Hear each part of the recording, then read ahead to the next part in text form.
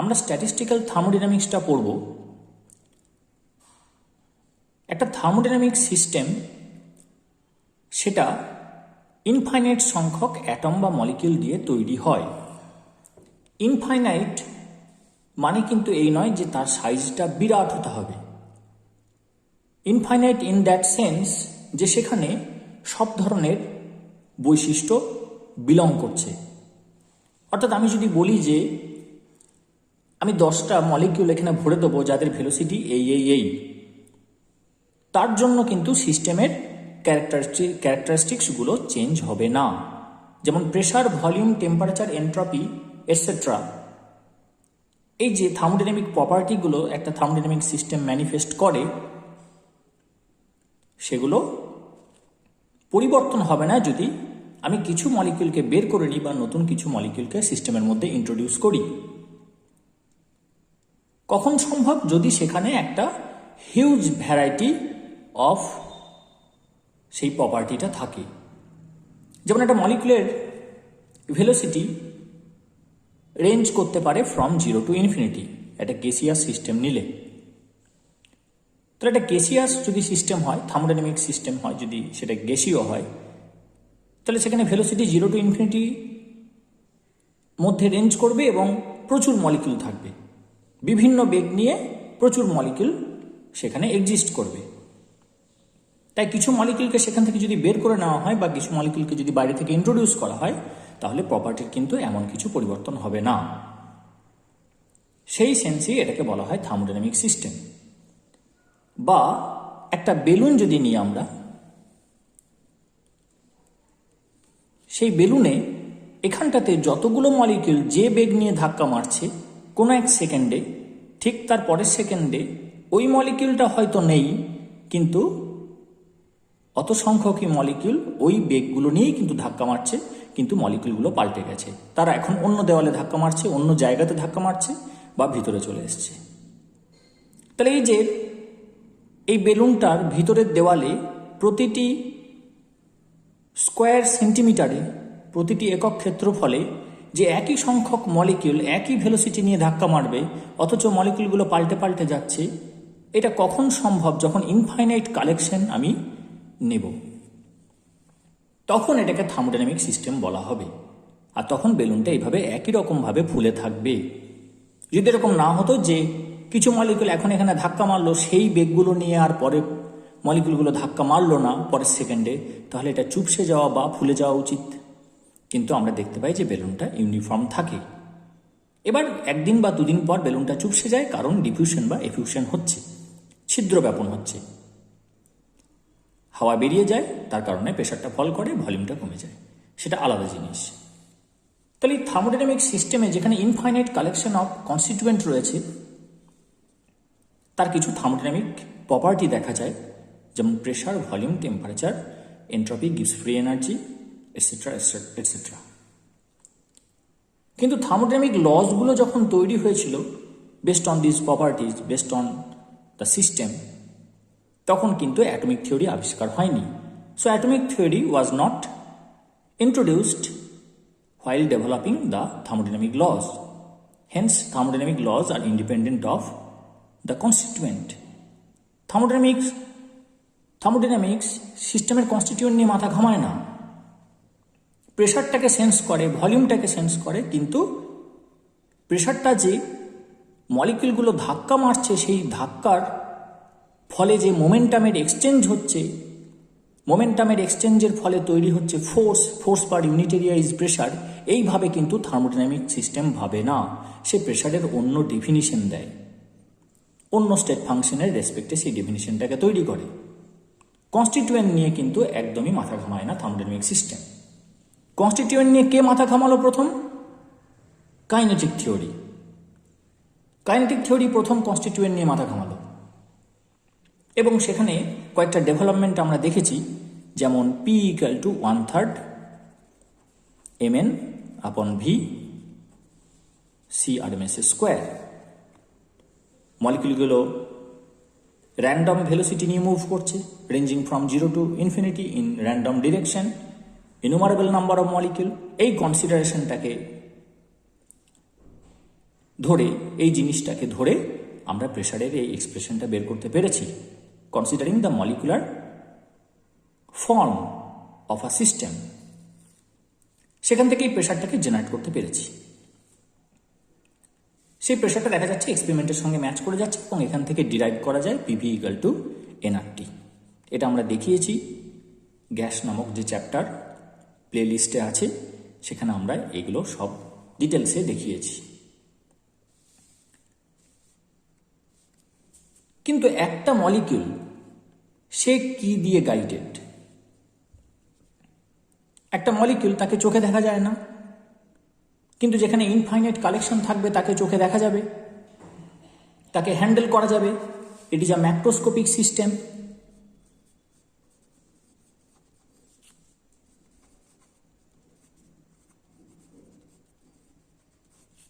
আর একটা মলিকিউল সেটা microscopic system, সেটাকে চোখে দেখা যায় না। It is being guided by the quantum mechanical principles. Quantum mechanics কিন্তু এটাকে গাইড করে। তাহলে যেটা দিয়ে তৈরি তাকে গাইড করছে কোয়ান্টাম মেকানিক্স, আর তৈরি হওয়ার পর ওই কালেকটিভ এফেক্টটা কিন্তু থার্মোডাইনামিক প্রপার্টিজ।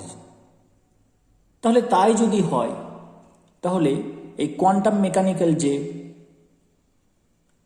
ল এটাকে গাইড করছে, এর প্রপার্টিটার collective effect pressure, volume, temperature, entropy এগুলোতে আসতে পারা উচিত। অর্থাৎ যেহেতু একটা থার্মোডাইনামিক সিস্টেম পরে জানতে পারলাম যে তৈরি হয়েছে ইনুমারেবল নাম্বার অফ পার্টিকেলস দিয়ে, অ্যাটমস অ্যান্ড মলিকিউলস দিয়ে তৈরি, তাহলে তারা যে সূত্র মেনে চলে, তারা যে মেকানিক্স মেনে চলে, তার কালেকটিভ এফেক্ট থার্মোডাইনামিক প্রিন্সিপালের সাথে কিন্তু ওভারল্যাপ করে যাওয়া উচিত। এই যে ব্রিজিংটা, অর্থাৎ একটা থার্মোডাইনামিক সিস্টেমের সঙ্গে কোয়ান্টাম মেকানিক্যাল সিস্টেম, এটা মাইক্রোস্কোপিক ওয়ার্ল্ড, এটা ম্যাক্রোস্কোপিক ওয়ার্ল্ড, এটা দিয়ে তৈরি, তাহলে এইটার কালেকটিভ এফেক্ট এটা হওয়া উচিত। তবেই সায়েন্সটা আমরা বলবো কমপ্লিটলি আমরা জানতে পারছি। Then we will claim that we are being able to do the exact science. এই যে ব্রিজটা যে করে, এই ব্রিজটা কে করে? Statistical thermodynamics or statistical mechanics. কেন স্ট্যাটিস্টিক্যাল? কারণ ইনুমারেবল নাম্বার অফ পার্টিকেলস আর দেয়ার, তাই প্রত্যেকটা ধরে ধরে করা কিন্তু সম্ভব নয়। Unless you apply statistics, you will not be able to deal with such M. অসংখ্য অনুপরমাণু রয়েছে যারা থার্মোডাইনামিক সিস্টেমকে কনস্টিটিউট করছে, তাই তাদের কালেকশনটা নিতে গেলে আমাকে স্ট্যাটিস্টিক্সের যে প্রিন্সিপাল সেগুলো ইউজ করতে হবে, দিয়ে কালেকটিভ এফেক্টটাকে এখান থেকে এক্সট্রাক্ট করতে হবে, and that will lead to the thermodynamics. তাহলে এরকম বলতে পারি আমরা, statistical mechanics provides a bridge between the molecular properties of individual particles and the thermodynamic properties of the system as a whole. এইটাকে আমরা ধীরে সুস্থে এই পুরো প্লে লিস্টে দেখব। তার আগে আমরা কয়েকটা এক্সাম্পল নিয়ে বোঝার চেষ্টা করব যে পসিবল ডিস্ট্রিবিউশন কি হতে পারে। প্রথমে কিছু ছোটোখাটো এক্সাম্পল নিয়ে ডিল করব, পরে আমরা বড় এক্সাম্পলে শিফট করে যাব, তারপর আমরা একদম সিস্টেমে ঢুকতে শুরু করব আস্তে আস্তে। স্ট্যাটিস্টিক্যাল মেকানিক্স যেটা ব্রিজ করছে দুটো সাবজেক্টকে, সেখানে আমরা আস্তে আস্তে ঢুকব। সিম্পল একটা প্রবলেম নিই। চারটে বল নিয়েছি,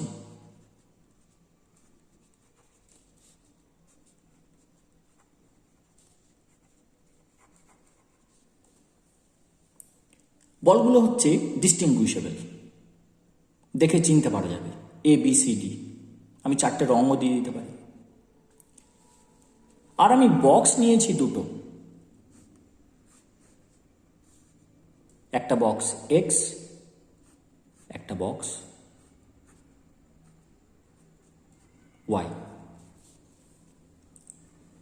প্রশ্নটা করা হয়েছে যে how many possible distributions can you generate, or how many distributions is possible for such system.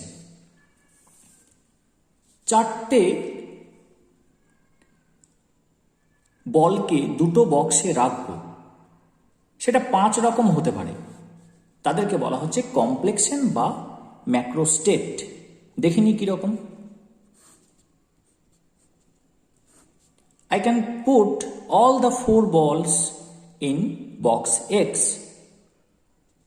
So, box Y will remain empty. 3টে বল X এ রাখতে পারি, একটা রাখতে পারি Y এ। 2টো রাখতে পারি X বক্সে, তাহলে 2টো থাকবে Y এ। টোটাল 4টেকেই কিন্তু রাখতে হবে, বক্সের বাইরে কিন্তু কাউকে রাখা যাবে না। এখানে এই 4টে রেখে দিলে এখানে একটাও থাকবে না, 3টে রাখলে একটা হবে, 2টো থাকলে এখানে 2টো থাকবে, এখানে একটা রাখলে এখানে 3টে হবে। এক্সটাকে এমটি রাখতে পারি, তাহলে এখানে হবে 4টে। সো 5 কমপ্লেক্সেন্স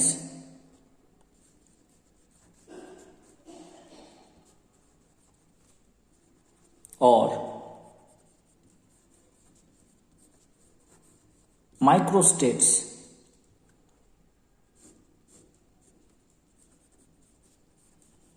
or macrostates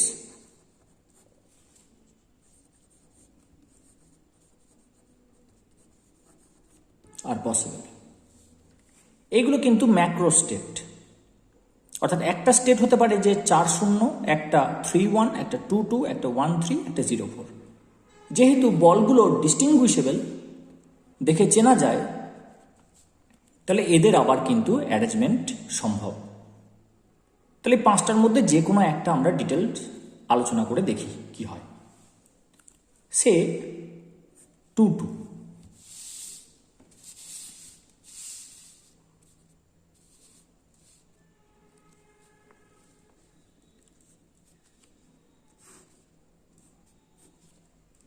পাঁচটা ম্যাক্রোস্টেটের মধ্যে আমরা শুধুমাত্র 2-2 ম্যাক্রোস্টেটটা নিয়ে ডিল করছি। এরকমভাবে কিন্তু বাকিগুলোরও করতে হবে। সবটা মিলিয়ে হবে টোটাল নাম্বার অফ মাইক্রোস্টেটস। এখন যেগুলো করছি সেগুলো হচ্ছে এক একটা মাইক্রোস্টেট, সবটা মিলিয়ে একটা ম্যাক্রোস্টেট। এরকম ম্যাক্রোস্টেট 5 ধরনের। তাহলে আমি কি করতে পারি, এ বি কে এখানে রাখতে পারি, সি আর ডি কে এখানে রাখতে পারি। 4টে বল আছে, A B C D. Internal arrangement will be ignored, কারণ একটা বক্সের মধ্যে আর কোনো পার্টিশন নেই, ফলে সি আর ডি কে এখানে রাখা আর এখানে রাখা, বা এখানে ডি এখানে সি রাখা একই জিনিস। তাই আমরা ইন্টারনাল অ্যারেঞ্জমেন্টটাকে ইগনোর করব, অর্থাৎ এর পরেরটাতে এ বি দিয়ে ডি সি লিখবো, এটা লিখবো না। এগুলো কিন্তু সেন্স করতে হবে। পরের অ্যারেঞ্জমেন্টটা কি সম্ভব, এটা করব এসি, বিটাকে চেঞ্জ করে সি করব, তাহলে পড়ে আছে কি BD.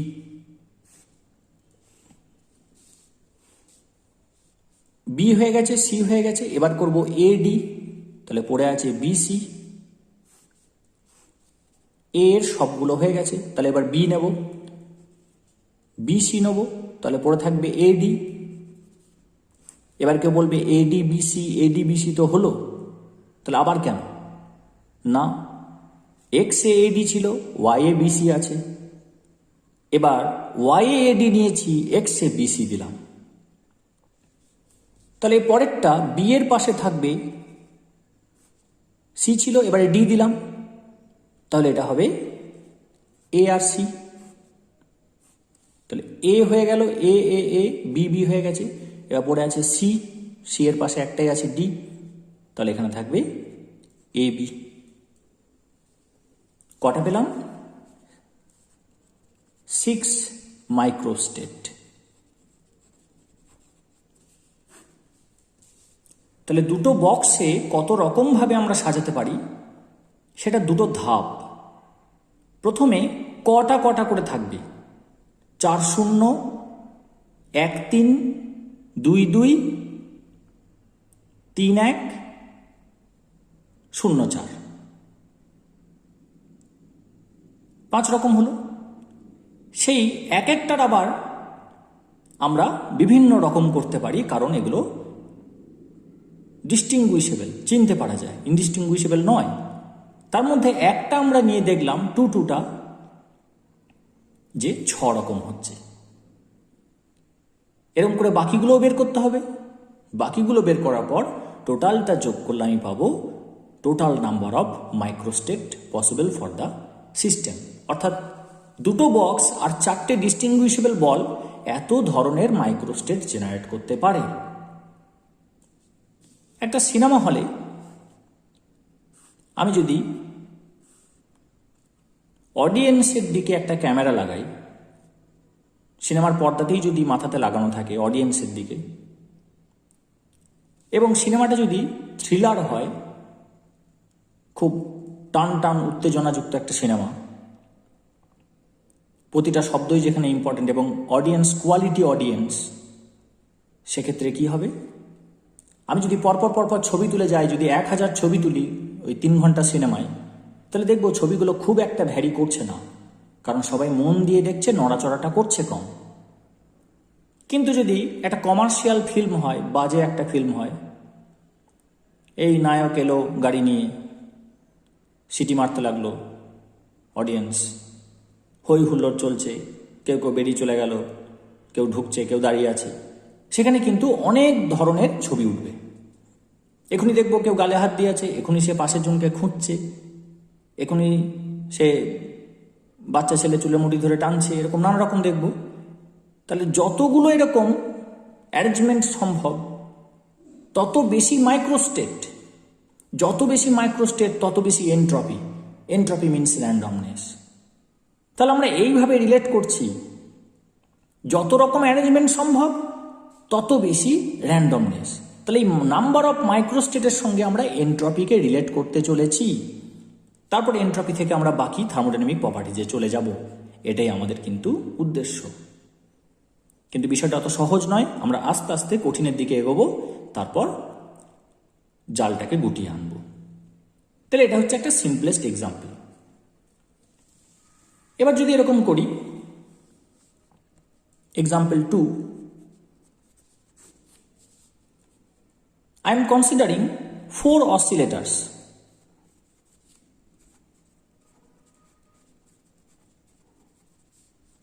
Means harmonic oscillator. Say 4টে অসিলেটর আছে। In total they are having energy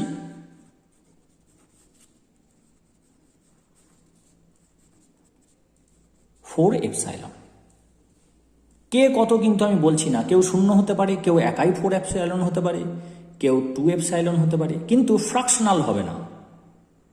epsilon by 2 কারো এনার্জি হবে না, হয় 0 হবে, না হয় এপসাইলন হবে, না হয় 2 এপসাইলন হবে, না হয় 3 এপসাইলন, না হয় 4 এপসাইলন হবে। Total number of oscillators is 4 and they are having energy in total equal to 4 epsilon. 4টে অসিলেটরের মোট এনার্জি হচ্ছে কিন্তু 4 এপসাইলন।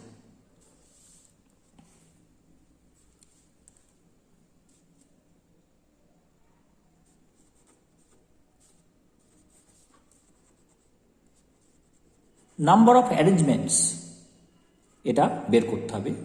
যদি energy levels differ by 1 unit অর্থাৎ এপসাইলন, দুটো এনার্জি লেভেল, তাদের মধ্যে এনার্জি ডিফারেন্স হচ্ছে এপসাইলন, কত রকম অ্যারেঞ্জমেন্ট সম্ভব। তাহলে প্রথমে আমি কি করব, একটা সেট আঁকবো।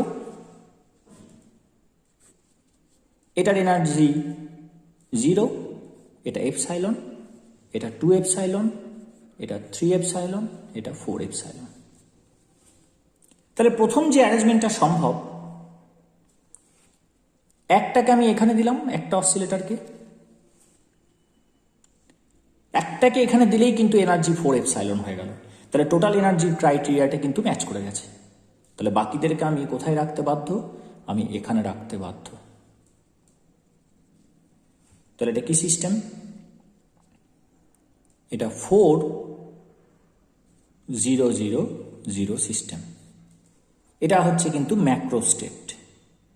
এবার এই ম্যাক্রো স্টেটের আন্ডারে মাইক্রো স্টেট থাকবে কি থাকবে না সেটা ডিপেন্ড করছে এই পার্টিকেলগুলো ডিস্টিংগুইশেবল না ইনডিস্টিংগুইশেবল।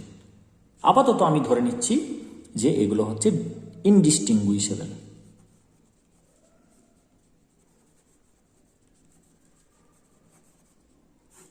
চেনা যাবে না। তাহলে এই ম্যাক্রো স্টেটের আন্ডারে কিন্তু আর কোনো মাইক্রো স্টেট থাকবে না। অর্থাৎ এইটাকে এখানে রেখে তিনটেকে এখানে রাখলাম, এটা একটা মাইক্রো স্টেট। এবার ওইটাকে নিচে নামিয়ে দিলাম, অন্য একজনকে ওপরে পাঠিয়ে দিলাম। যেহেতু চেনা যাবে না তাই একটাই মাইক্রো স্টেট, এটাই ম্যাক্রো স্টেট। কিন্তু যদি ডিস্টিংগুইশেবল হতো তাহলে নাম লিখতে হতো এ বি সি ডি। এ ওপরে থাকবে, বি সি ডি নিচে থাকলো, এ নিচে চলে গেল, বি ওপরে চলে গেল, এবার বি নেমে গেল, সি ওপরে গেল, তাহলে এবার কিন্তু তার আন্ডারে মাইক্রো স্টেট আসবে। পরের সেটটা এনার্জিগুলো লিখছি না, মনে থাকবে নিশ্চয়ই। 0 এপসাইলন, 2 এপসাইলন, 3 এপসাইলন, 4 এপসাইলন। আরও এনার্জি লেভেল ওপরে আছে কিন্তু দরকার নেই তো। টোটাল এনার্জি তো বলেছে 4 এপসাইলন, তাহলে ওপরটা কোনোভাবেই অ্যাক্সেস করতে পারবে না। এর ওপরের এনার্জি লেভেলটা 5 এপসাইলন, তারপর একটা 6 এপসাইলন, এগুলো অ্যাক্সেস হবে না। এর পরে কি পসিবিলিটি হতে পারে?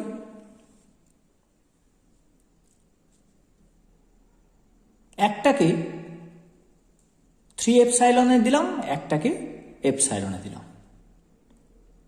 তাহলে এখানে থাকবে দুটো।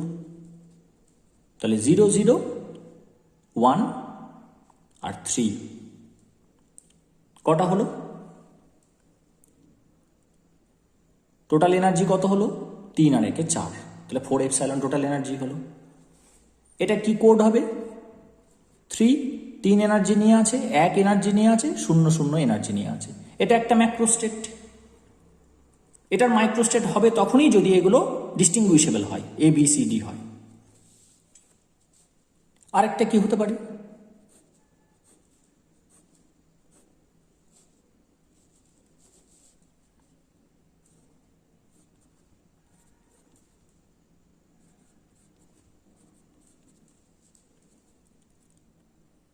আমাকে 4 তৈরি করতে হবে, তাহলে আমি এখানেই যদি দুটো দিয়ে দিই তাহলে 2 আর 2 4 হয়ে গেল, তাহলে 0 হবে এখানে। তাহলে এটা কি হবে? 2 2 0 0 সিস্টেম। এটা আরেকটা ম্যাক্রো স্টেট।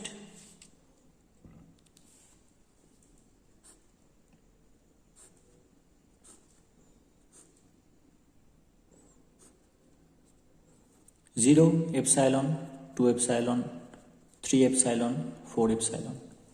আর কি কম্বিনেশন হতে পারে?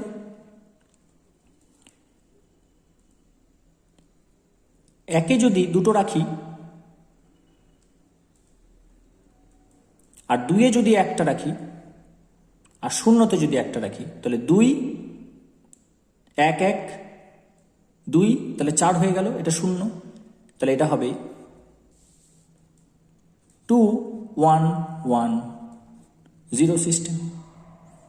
আরেকটা করতে পারি,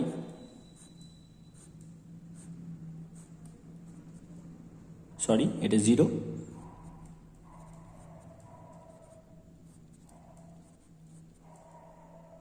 এই যেটা একটা ইউনিট সেখানেই 4টে দিয়ে দিলাম,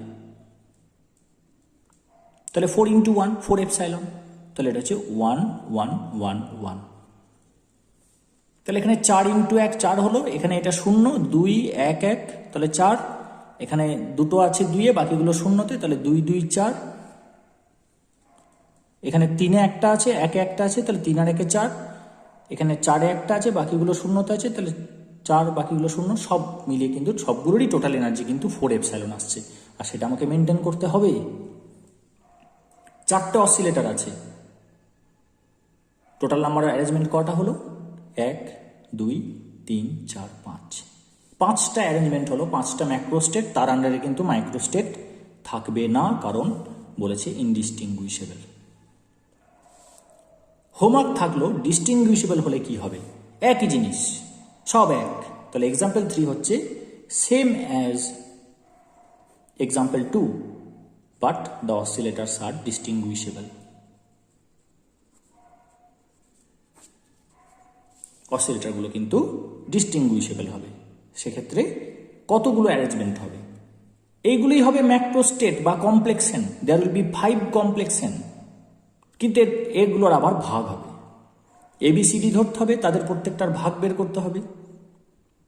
সেগুলো হচ্ছে মাইক্রোস্টেট। এর কটা মাইক্রোস্টেট হবে, এর কটা মাইক্রোস্টেট হবে, এর কটা, এর কটা, এর কটা, সেটা একদম ছবি এঁকে ক্যালকুলেশন করে বলতে হবে। এটা বের করবি, খাতায় একটা পেজের মধ্যে সুন্দর করে করবি। নাম্বার অফ এক একটা ম্যাক্রোস্টেট নিবি, নিয়ে তার কতগুলো মাইক্রোস্টেট হচ্ছে এক লাইনে করার চেষ্টা করবি, বা দুটো লাইন দিয়ে বলে দিতে হবে নাম্বার অফ মাইক্রোস্টেটস ইন দিস ম্যাক্রোস্টেট করে দিয়ে সেটাকে PDF করে গুগল ড্রাইভে আপলোড করে কমেন্ট সেকশনে পোস্ট করবি। পরদিন আমি এই হোমওয়ার্কটা নিয়ে এগোবো এবং সেখানে দেখাবো যে with increase in energy population decreases. তাহলে এরকম অ্যারেঞ্জমেন্ট থেকে আমরা আস্তে আস্তে কিন্তু যেটা ম্যাক্রোস্কোপিক প্রপার্টি সেদিকে কিন্তু আস্তে আস্তে সুইচ করছি এবং সেগুলোকে এক্সপ্লানেশন দিতে হবে। That is statistical mechanics.